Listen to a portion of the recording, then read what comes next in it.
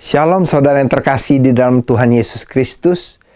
Puji Tuhan kita dapat berjumpa kembali di dalam acara ibadah online ini. Ibadah ini akan kita buka dengan pengakuan bahwa pertolongan kita adalah berasal dari Allah pencipta langit dan bumi. Turunlah kiranya kasih karunia dan damai sejahtera dari Tuhan kita Yesus Kristus dan penyertaan Roh Kudus kepada saudara sekalian. Selamat beribadah.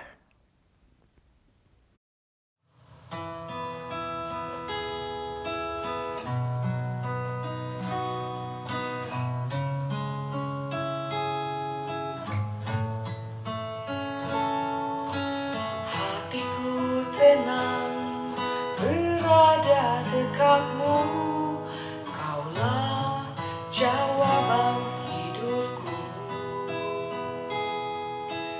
Hatiku tenang berada dekatmu, Kau yang pelihara hidupku. Pertolonganmu begitu ajaib, Kau telah memikat hatiku. Di saat aku tak sanggup lagi, di situ tanganmu bekerja. Pertolonganmu begitu ajaib, Kau telah memikat hatiku. Kini mataku tertuju padamu, ku rasakan kasih-Mu, Tuhan.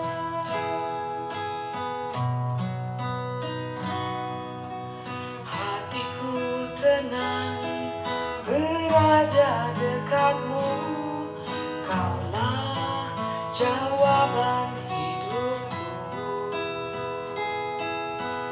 Hatiku tenang berada dekatmu, Kau yang pelihara hidupku. Pertolonganmu begitu ajaib, Kau telah memikat hatiku. Di saat aku tak sanggup lagi, di situ tanganmu bekerja. Pertolonganmu begitu ajaib, Kau telah memikat hatiku. Kini mataku tertuju padamu, ku rasakan kasih-Mu, Tuhan. Pertolonganmu begitu ajaib, Kau telah memikat hatiku. Di saat aku tak sanggup lagi, di situ tanganmu bekerja. Pertolonganmu begitu ajaib, Kau telah memikat hatiku. Kini mataku tertuju padamu, ku rasakan kasih-Mu, Tuhan. Kini mataku tertuju padamu, ku rasakan kasih-Mu, Tuhan. Kini mataku tertuju padamu, ku rasakan kasih-Mu, Tuhan.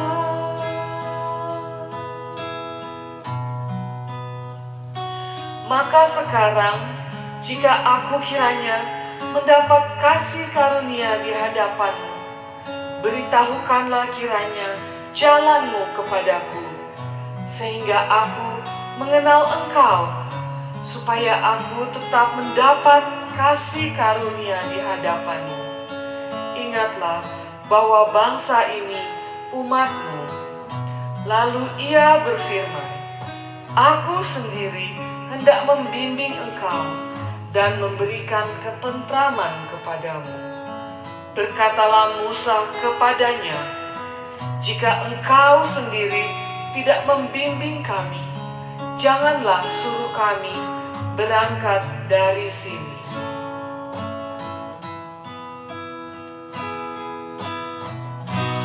Bila engkau tak besertaku,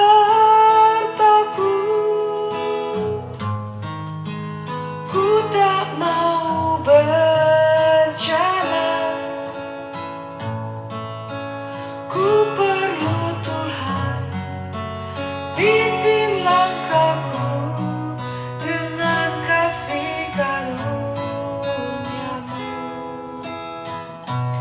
Pimpin langkahku setiap waktu, berjalan dalam Roh-Mu.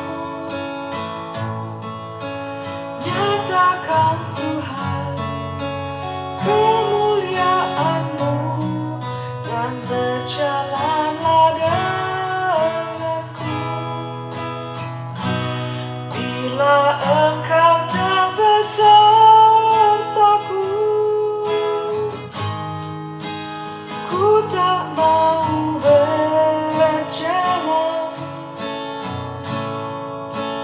Ku perlu Tuhan, pimpin langkahku dengan kasih karunia-Mu. Pimpin langkahku setiap waktu, berjalan dalam Roh-Mu. Nyatakan Tuhan kemuliaan-Mu dan berjalanlah denganku. Bila engkau tak besertaku,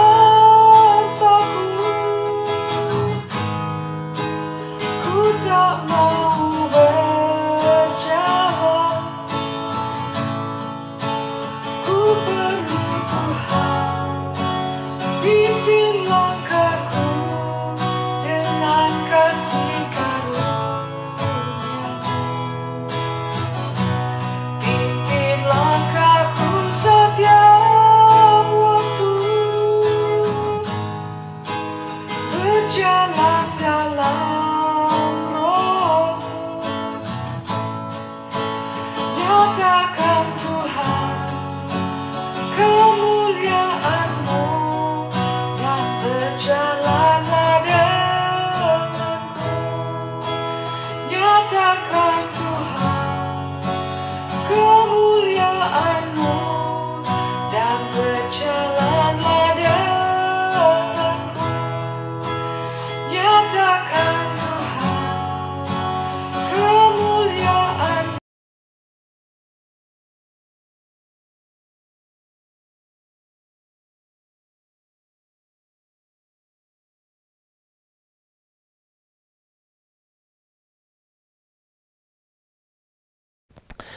Saya hendak memperkenalkan pembicara kita pada siang hari ini, yaitu Pendeta Joseph Tong, PhD. Beliau adalah pendiri dari beberapa seminari, baik di Indonesia, di China, di Hong Kong, maupun di Amerika. Dan beliau saat ini tinggal di Los Angeles. Kita bersyukur kepada Tuhan bahwa kita dapat dilayani oleh beliau melalui media online ini. Mari kita mendengarkan bersama-sama firman Tuhan yang disampaikan oleh beliau, dan kita mau berdoa kepada Tuhan, meminta Tuhan untuk mengurapi hati kita agar kita sungguh-sungguh dapat menjadi pelaku firman. Kita tundukkan kepala. Bapa Surgawi, kami berdoa agar kiranya hati kami sungguh-sungguh disiapkan untuk boleh mendengarkan sabda-Mu. Terima kasih Tuhan untuk hamba-Mu yang Engkau boleh berikan kesempatan sehingga kami boleh mendengar sabda-Mu melalui hikmat yang Tuhan berikan kepada beliau. Tuhan dimuliakan melalui pemberitaan firman Tuhan pada siang hari ini. Demi Kristus Yesus kami berdoa. Amin. Selamat beribadah. Puji Tuhan, kita diberi kesempatan untuk bersama-sama berkumpul sekalipun di dalam pandemik saat ini tidak begitu leluasa, tetapi kita tetap berusaha untuk berbakti kepada Tuhan. Hari ini adalah hari yang Tuhan tetapkan di mana kita bisa berbakti dan beribadah kepada Tuhan. Kita sangat bersyukur sekalipun di dalam melalui internet dan sebagainya itu kita tetap di dalam Tuhan. Kita bersyukur. Mari kita bersama-sama berdoa. Tuhan, kami berterima kasih di bawah pimpinan Tuhan kami datang di hadapan Tuhan untuk bersama-sama untuk berbakti kepada Tuhan. Kiranya Tuhan melalui sabda Tuhan yang akan diberikan kepada kami supaya kami disentuh oleh sabda Tuhan. Dan firman Tuhan menjadi terang bagi hidup kami, bagi jalan kami, dan bagi kehidupan kami sehari-hari. Supaya kami dikuatkan, diteguhkan, dan dicerahkan di dalam perjalanan kami. Supaya kami sungguh-sungguh merasa kehadiran Tuhan di dalam apa saja yang kami lakukan. Sekalipun di dalam kesusahan dan pandemik saat ini, kami tetap memandang Tuhan dan menunggu Tuhan atas kasih karunia Tuhan. Kami serahkan semua waktu ini dalam nama Tuhan, di dalam nama Yesus Kristus kami berdoa. Amin. Bersyukurlah kami akan bersama-sama membaca Alkitab di dalam surat Ibrani pasal 11 ayat 23 sampai dengan ayat 29. Demikian bunyinya, karena iman maka Musa setelah ia lahir disembunyikan selama 3 bulan oleh orang tuanya karena mereka melihat bahwa anak itu elok rupanya dan mereka tidak takut akan perintah raja. Karena iman maka Musa setelah dewasa menolak disebut anak putri Firaun. Karena ia telah lebih suka menderita sengsara dengan umat Allah daripada untuk sementara menikmati kesenangan dari dosa. Ia menganggap penghinaan karena Kristus sebagai kekayaan yang lebih besar daripada semua harta Mesir, sebab pandangannya ia arahkan kepada upah. Karena beriman maka ia telah meninggalkan Mesir dengan tidak takut akan murka raja. Ia bertahan sama seperti ia melihat apa yang tidak kelihatan. Karena iman maka ia mengadakan Paskah dan memercikkan darah supaya pembinasa anak sulung jangan menyentuh mereka. Karena iman maka mereka telah melintasi laut merah sama seperti melintasi tanah kering, sedangkan orang-orang Mesir tenggelam karena mereka mencobanya juga. Demikianlah pembacaan Alkitab. Kiranya Tuhan memberkati di setiap orang yang mendengar dan menjalankannya. Hari ini saya ditugaskan oleh gereja untuk bersama-sama memikirkan, merenungkan perikop pasal 11 ayat 23 sampai 29 ini dengan satu tema iman Musa. Sebenarnya sesuatu hal yang paling penting atau pusaka di dalam kekayaan orang Kristen yaitu iman kepercayaannya.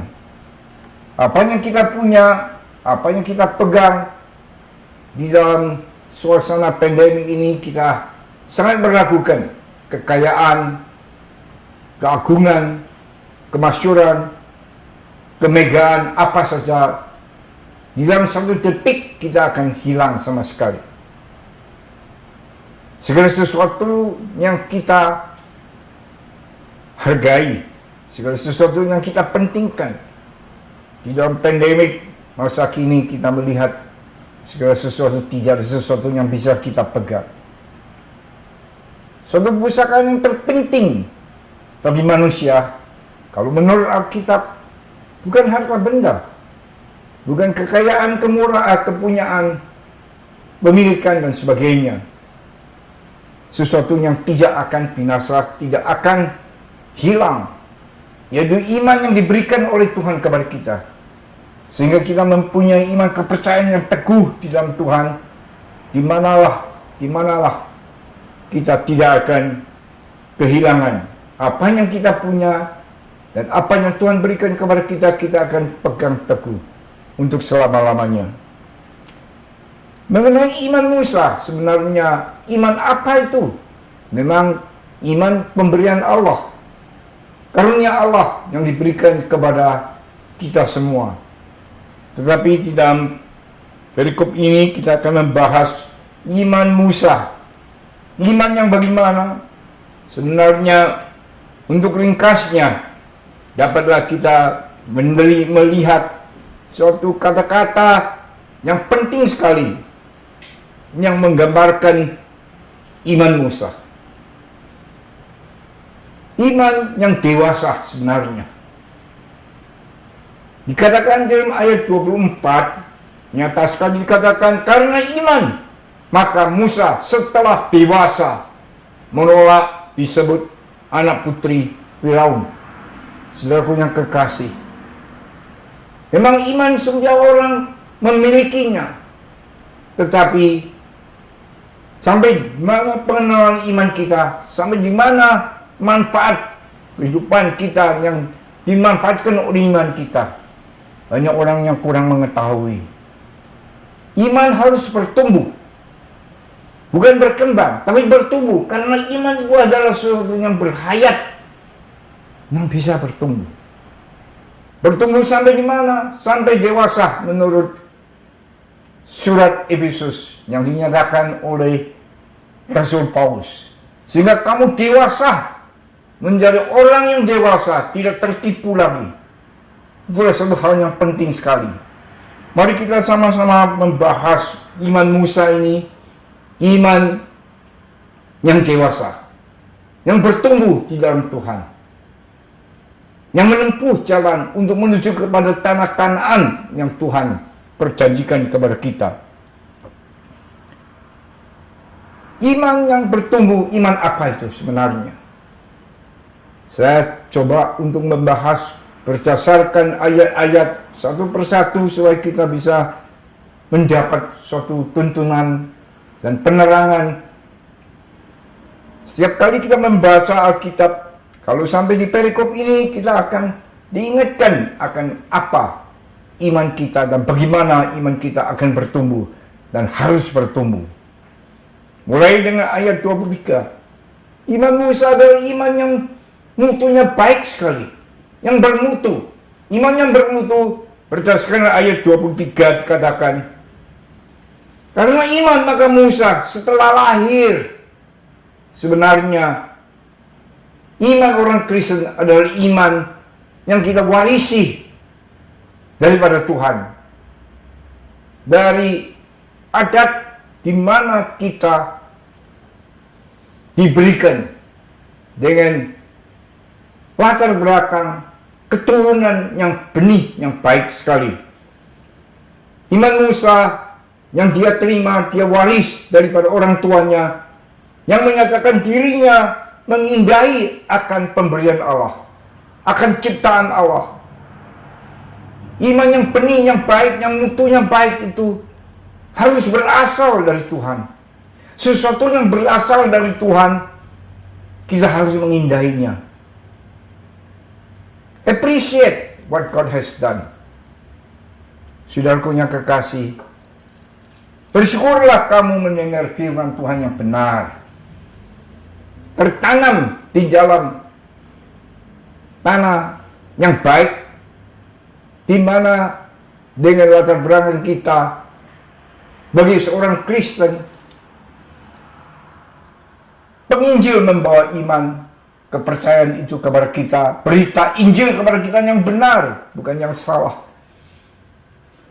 Iman yang benar itu mengindahi akan pekerjaan Allah, ciptaan Allah. Dikatakan mereka melihat bahwa anak itu elok rupanya. Saudara punya kekasih, setiap anak memang elok.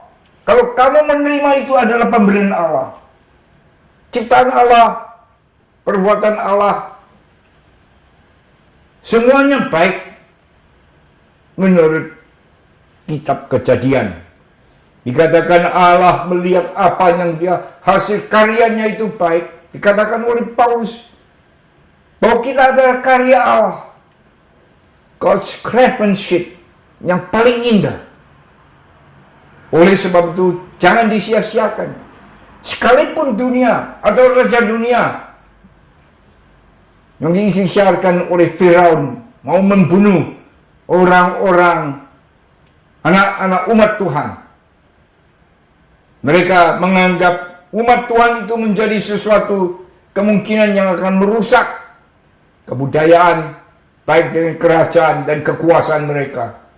Tapi bersyukurlah untuk hamba-hamba Tuhan, dan khususnya untuk anak-anak Tuhan, keturunan sejati, di mana mereka mengindahi akan perbuatan Tuhan, dan sekaligus mereka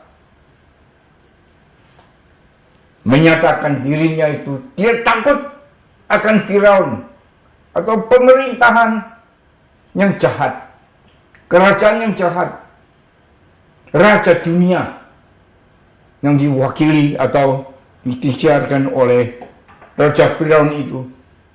Orang tua daripada Musa tidak takut karena mereka takut akan Tuhan. Saudaraku yang kekasih, hamba Tuhan yang membawa firman Tuhan, Injil Tuhan kepada Anda, kalau mereka memang menakuti Tuhan, mereka tidak takut apa-apa.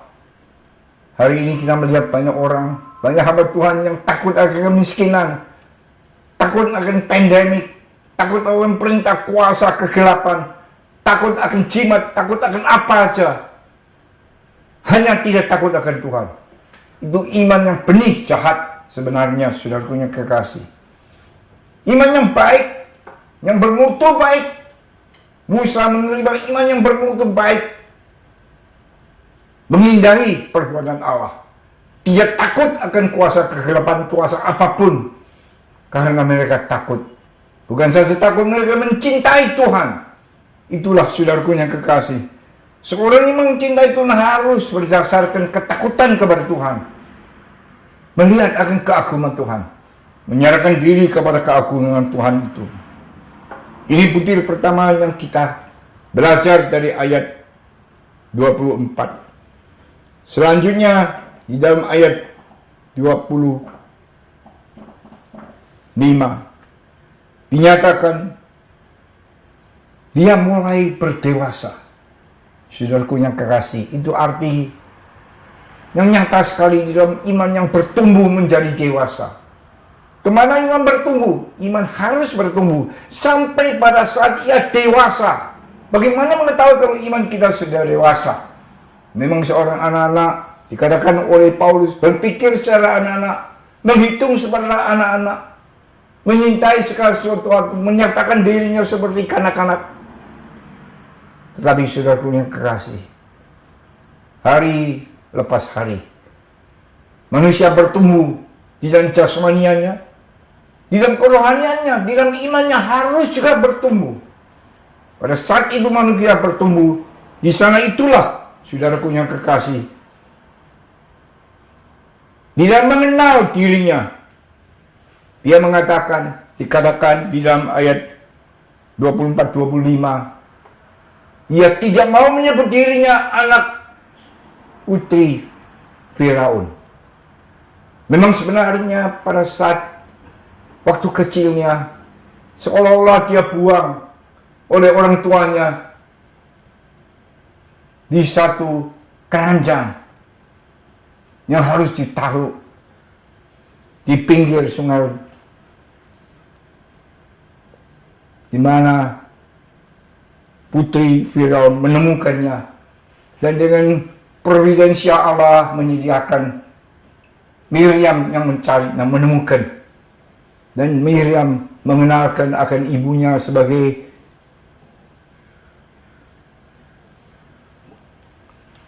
pengasuh Musa.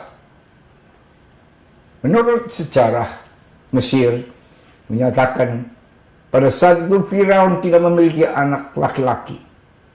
Anak perempuan yang anak sulungnya itu dianggap sesuatu putri yang paling dicintai dan ada kemungkinan besar menjadi pewaris akan tahta Firaun.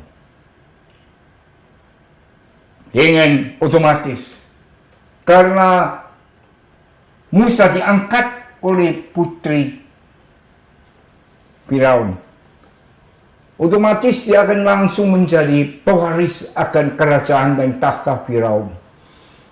Saudaraku yang kekasih, demikian juga seperti Anda dan saya.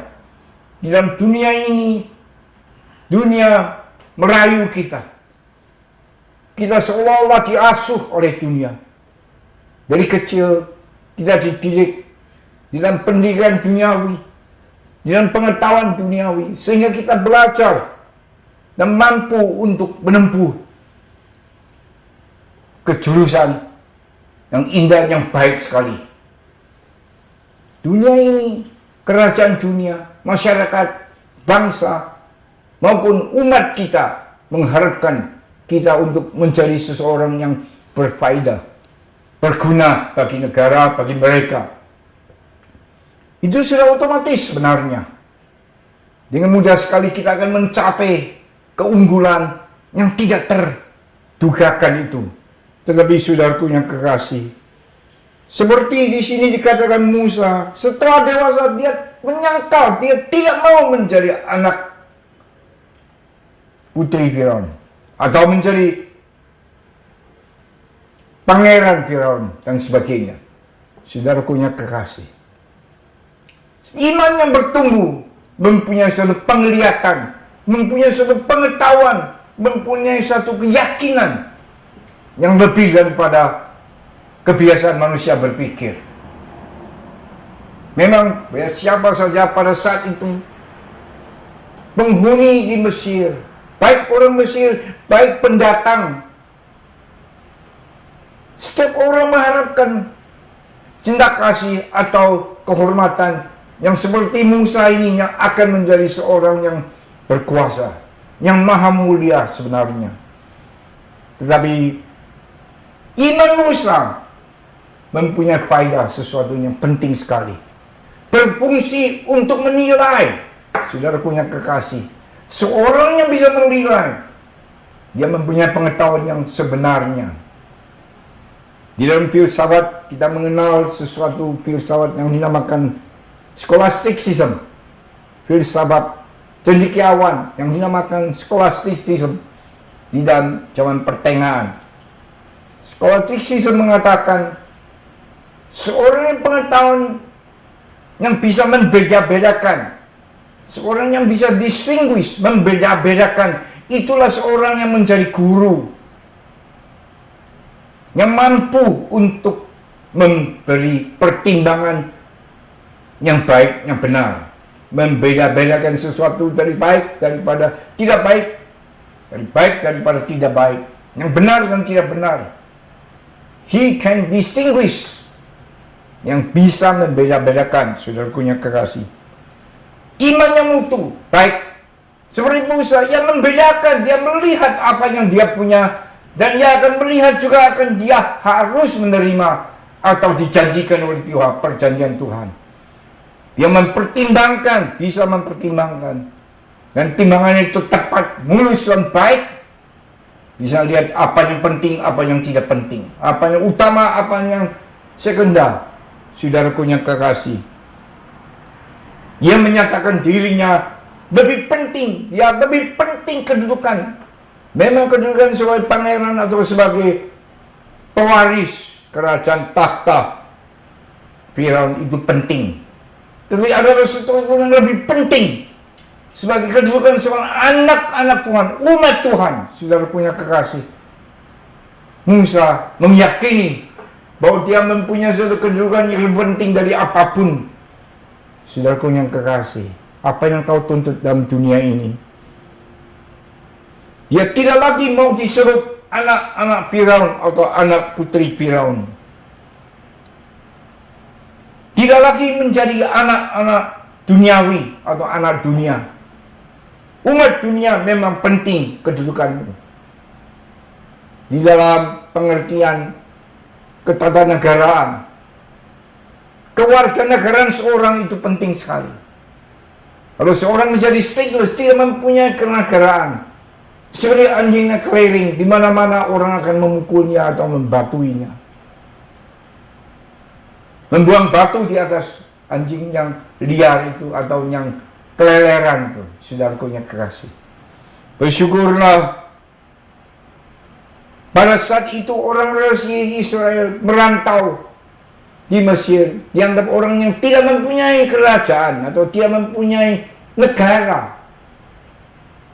Tetapi waktu dia angkat, dia mempunyai negara yang penting pada saat itu, satu kebudayaan yang kuno yang dinyatakan sangat unggul pada masa itu. Pada saat dia beriman dan dia bertumbuh, imannya bertumbuh, sadarlah dia akan kedudukannya yang lebih mulia daripada apa yang ada dia. Apa siapa yang merenungkan, mengimpikan. Dia merasa menjadi umat Allah lebih penting daripada anak raja Firaun. Saudaraku yang kekasih, pada saat dia mengerti, mempunyai pemahaman itu, maka dia memilih, dikatakan dia memilih untuk menderita dengan umat Tuhan lebih penting dari kemuliaan, kekayaan, kemakmuran apapun yang Raja Firaun memiliki. Dia menyadari akan apa yang sementara, yang akan lalu, akan pergi, bersama dengan dibandingkan dengan apa yang kekal, apa yang mulia. Saudaraku yang kekasih, saya yakin Anda mempunyai kepandaian yang demikian, penglihatan mengenai sesuatu yang sementara dan sesuatu yang kekal, dan bisa mengambil bandingan. Saudaraku yang kekasih, ini butir yang kedua yang penting sekali. Iman yang berada keturunan butir pertama memiliki benih yang benar, yang baik. Yang kedua, bertumbuh untuk memisah-misahkan apa yang baik daripada apa yang tidak baik, dan memilih sesuatu yang kekal daripada sesuatu yang sementara. Dengan pemilihan itu maka kita datang kepada ayat 26 yang menetapkan, menganggap Kristus, yang mengikuti Kristus, mengambil arah kepada Kristus Yesus. Saudaraku kekasih dalam Kristus Yesus, demikian juga Paulus itu, setelah dia mengenal Kristus, dianggap pengenalan terhadap Kristus adalah lebih penting dari apapun. Setelah dia mengenal Kristus, dia akan meninggalkan semua, dianggap seperti sampah. Saudaraku yang kekasih, memang di luar Kristus semua itu adalah sampah. Pengetahuan, kekayaan, apapun juga, hiasan, semua seperti sampah. Dia tidak merasa malu memiliki Kristus Yesus. Seperti dikatakan, aku tidak malu terhadap Tuhan. Tidak akan menganggap Injil Kristus itu suatu yang malu. Karena itu adalah kemuliaan Tuhan, kuasa Tuhan yang tidak memperhitungkan. Dia merasa Kristus itu adalah yang termulia. Dia memilih Kristus. Kristus yang terbesar, kemuliaan yang tidak bisa diperhitungkan. Saudaraku yang kekasih, disitulah iman yang dewasa memilih Kristus Yesus. Banyak orang-orang Kristen yang selalu berada di dalam kekanak-kanakan imannya itu. Kita menganggap karunia lebih penting daripada anugerah Tuhan. Memiliki anugerah Tuhan kita mendapat keselamatan. Memiliki karunia kita mendapat kesenangan. Saudaraku yang kekasih, keselamatan lebih penting daripada kesenangan. Karena anugerah adalah dasar dari semua karunia Allah. Kita ingin memiliki kasih Allah supaya kita dikasihi oleh Tuhan. Tuhan yang memang berbelas kasih, memberikan apa saja kepada kita. Tetapi saudaraku yang kekasih, pemberian Tuhan itu yang penuh dengan anugerah untuk menguatkan kita, membesarkan kita. Anugerah itu menguatkan dan membesarkan kita, bukan menyenangkan kita saja. Ada anugerah tanpa karunia tidak apa. Pemberi karunia itu adalah anugerah Tuhan. Tuhan adalah menjadi kawan kita, menjadi Tuhan kita. Dengan itulah, saudara kekasihku dan kekasih, iman Musa membawa Musa kepada pengertian yang benar. Jangan kamu berdoa supaya diberkati oleh Tuhan dengan kesehatan, kesembuhan, sehingga kamu kehilangan keselamatan. Banyak orang berdoa pada pandemik ini, masa pandemik, supaya Tuhan memberi kesehatan. Memang kesehatan penting sekali. Tuhan memberi kesempatan supaya kayak untung berusaha dan sebagainya. Itu memang penting kesempatan itu. Tetapi bukan pemberian yang penting. Pemberi, Tuhan adalah pemberi, bukan pemberian saja. Pemberi itu adalah yang terpenting. Biarlah kita memegang kepada pemberi. Kalau Tuhan berserta kita, siapa yang memusuhi kita? Yang bermusuhan kepada kita, kita tidak akan menghiraukan. Inilah Musa, saudaraku yang kekasih.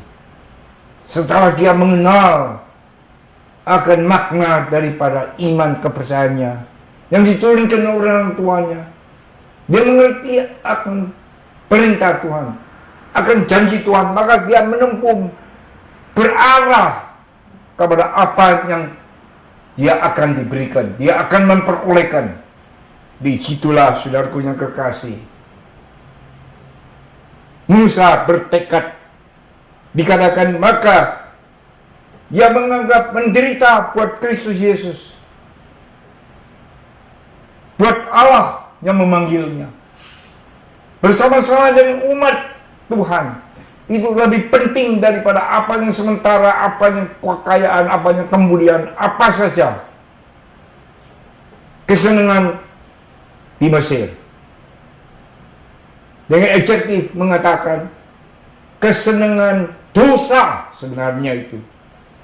Saudaraku yang kekasih, dikatakan oleh Yesus Kristus, barang siapa yang berdosa, dia adalah hamba dosa. Apa yang kau inginkan, apa yang kau minta kepada Tuhan, saudara punya kekasih?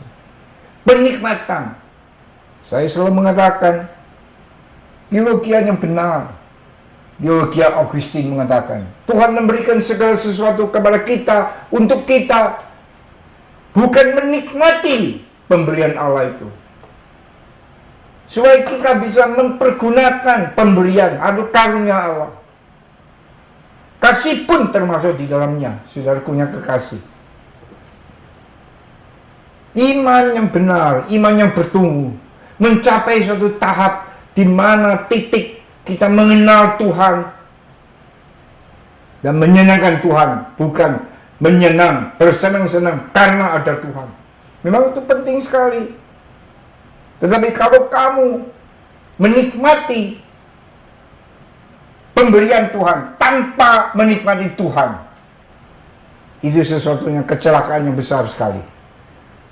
Agustin mengatakan, Tuhan memberikan segala sesuatu untuk kita menikmati. Tapi jangan kamu menikmati pemberian itu. Memang penting kita adalah manusia. Kalau diberikan apa tidak boleh menikmatinya. Perhatikan hati-hati kamu. Pada saat kamu menikmati pemberian Tuhan tanpa mengingat akan pemberi, akan Tuhan, kamu akan berada di dalam kecelakaan. Agustin mengatakan, Allah memberikan sesuatu, segala sesuatu, supaya kamu menggunakan, bukan menikmati.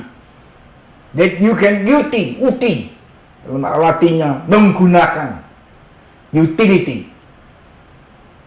Kau menggunakan.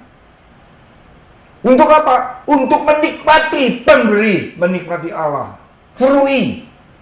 Penikmatan itu dalam Latinnya frui, F-R-U-I, frui. Penggunaan itu UTI. Saudaraku yang kekasih, ini adalah sesuatu pengertian yang penting. Iman yang bertumbuh menuju kepada kedewasaan. Tahu. Saudaraku yang kekasih, supaya kita dalam Kristus bisa mengerti iman Musa, iman yang bertumbuh menuju kepada kedewasaan.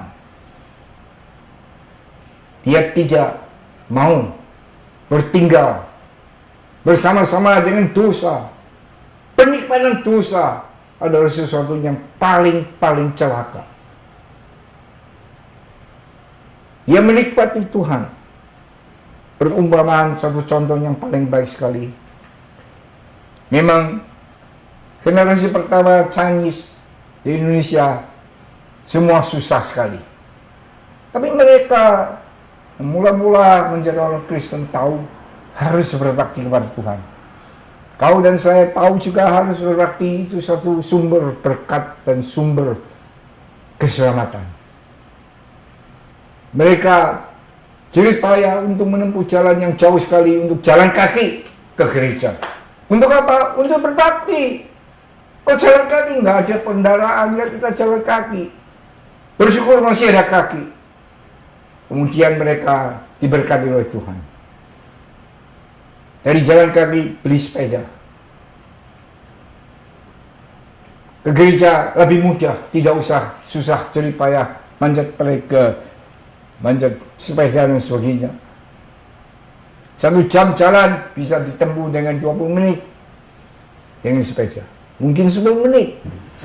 Sudah sepeda kemudian punya Brownfield. Sudah Brownfield mobil. Langsung ke gereja. Enak. Nyaman sekali. Menikmati berkat Tuhan. Memang itu sesuatu yang lumrah biasa. Satu hari tidak ke gereja lagi dia. 2 minggu, 3 minggu, didatangi pendetanya.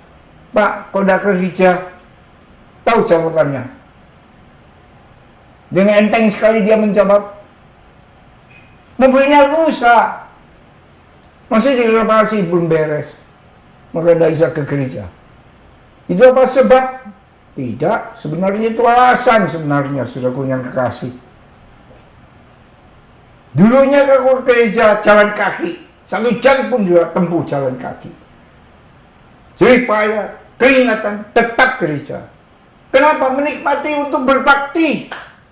Untuk bersekutu dengan Tuhan. Bersekutu dengan kawan-kawan umat Tuhan. Menikmati kehadiran Tuhan, kehadiran umat-umat Tuhan. Sekarang, setelah menikmati mobil, kendaraan dan sebagainya, mobil rusak, tidak ke gereja. Kenapa? Nggak ada mobil, nggak ada alat untuk ke gereja. Tanya, kalau dulu ke kaki gimana? Gimana kakinya sekarang? Putus. Sudah pincang ya, karena menikmati pemberian Allah, lupa menikmati Tuhan, dan tidak perlu menikmati Tuhan lagi. Kamu mempunyai kekayaan, kemuliaan, uang dan sebagainya, saudaraku yang kekasih. Aku masih memiliki Tuhan, menghindari penikmatan Tuhan. Augustine mengatakan Tuhan memberikan segala sesuatu berkat supaya kami menggunakan uti. Jangan lupa, setelah menggunakan itu semua, untuk apa? Untuk free, untuk menikmati Tuhan. Persekutuan Tuhan. Saudaraku yang kekasih. Seterusnya kita membaca ayat-ayat selanjutnya. 30, 29, dan 30. Dinyatakan satu hal yang penting sekali. Mereka dalam ketetapan waktu yang tertentu, mereka mentaati hari Paskah, membunuh kambing, domba, yang mereka masih ingat itu adalah sesuatu makanan yang baik sekali. Yang mereka indai adalah harta benda mereka yang indah. Untuk orang miskin, domba adalah sesuatu yang penting untuk gizi makanan mereka, untuk kekuatan mereka. Tetapi Allah memerintahkan, karena iman mereka melakukan apa? Pengorbanan semua. Untuk menjalankan perintah Tuhan. Untuk menjalankan apa yang harus dilakukan. Berkorban untuk iman kepercayaan. Dan mereka siap untuk berangkat meninggalkan Mesir. Menuju ke Kanaan, tanah yang Tuhan janjikan. Di dalam perjalanan yang kita melihat bagaimana mereka mengalami mukjizat perbuatan Allah. Yang laut merah dibelahkan sehingga mereka jalan kaki. Tuhan selalu membuka jalan, saudaraku yang kekasih. Imanmu akan melihat, akan mengalami, akan menyaksikan perbuatan yang ajaib Tuhan, yang ajaib. Menyelesaikan segala kesusahanmu. Kebijakanmu akan terbuka. Iman Musa, iman yang bertumbuh. Mereka menempuh jalan kering. Tidak ada kesusahan. Pada saat orang-orang Mesir akan coba untuk melantasinya, Tuhan menghukum mereka. Seorang yang tidak beriman tidak bisa berjalan di atas jalan iman itu. Mereka dimusnahkan, saudaraku yang kekasih. Mengapa Tuhan memusnahkan orang-orang Mesir yang jalan di daratan yang kering itu? Sebab satu-satunya, saudaraku yang kekasih, supaya mereka, umat Tuhan, diputuskan untuk kembali kepada dunia, kepada Mesir.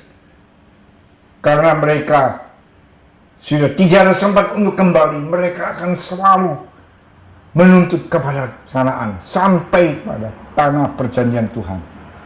Saudaraku yang kekasih, sesuatu yang indah. Kalau iman bertumbuh, iman tidak berbalik, tidak berpaling kepada jalan yang sudah mereka tempuh itu. Mereka akan mencapai tanah yang Tuhan perjanjikan itu. Tanah Kanaan, tanah yang indah, meninggalkan Mesir menuju kepada tanah yang dijanjikan. Saudaraku yang kekasih, sebagai sembulan iman yang bertumbuh, mengambil ketetapan, mengambil pengertian, mengambil tekad untuk bersekutu dengan Tuhan, untuk selalu bersekutu dengan anak-anak Tuhan, bersama-sama dengan Tuhan di dalam perjanjian yang Tuhan berikan kepada kita. Itulah saudaraku kasih yang kekasih, yang kita pelajari dari perikop ini mengenai iman Musa, yang saya namakan iman yang dewasa.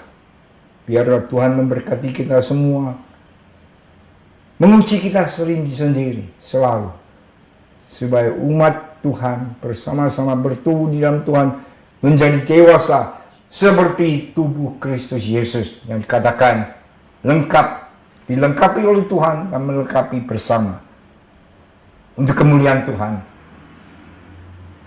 dan berkat yang sejati. Biarlah Tuhan memberkati firman yang diberitakan. Bahagialah mereka yang mendengar dan menjalankannya. Amin. Mari kita berdoa. Tuhan, terima kasih atas berkat Tuhan yang berlimpah-limpah. Dan semua perbuatan Tuhan yang kami alami.